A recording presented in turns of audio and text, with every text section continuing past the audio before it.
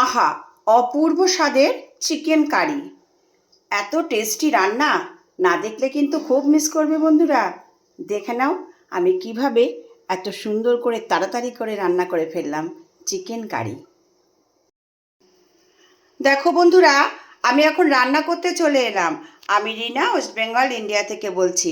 আজকে আমি চিকেনটা ম্যারিনেট করে নিয়েছি। এবার কি কি মশলা দিয়েছি তোমাদেরকে একটু বলে দিই।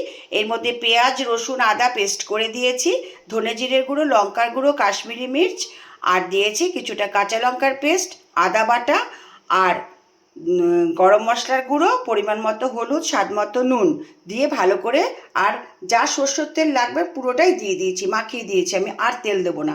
এটা দিয়ে ম্যারিনেট করে নিয়েছি। হাই ফ্রেন্ডস, দেখো রান্না করতে চলে এলাম।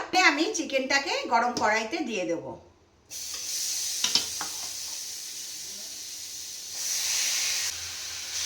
তোমাদের তো বলেই দিয়েছি, আমি এর মধ্যে যা তেল লাগবে পুরো তেলটাই দিয়ে আমি চিকেনটাকে ম্যারিনেট করে নিয়েছিলাম। তোমরা কারা কারা এইভাবে রান্না করো আমাকে একটু কমেন্ট করে জানাবে। আর তোমাদের বলতে ভুলে গেছি, এর মধ্যে কিন্তু আমি কসুরি মেথিটাও আজকে দিয়ে দিয়েছি ম্যারিনেট করার সময়। চিকেনটা আমার কষানো হয়ে গেছে। আমি এর মধ্যে এবারে দেখো পরিমাণ মতো জল দিয়ে দেবো। চিকেন কারি আমার অলমোস্ট ডান। কেমন হয়েছে অবশ্যই তোমরা বলবে। চিকেন কারি রান্না করে আমি সার্ভ করে দিয়েছি।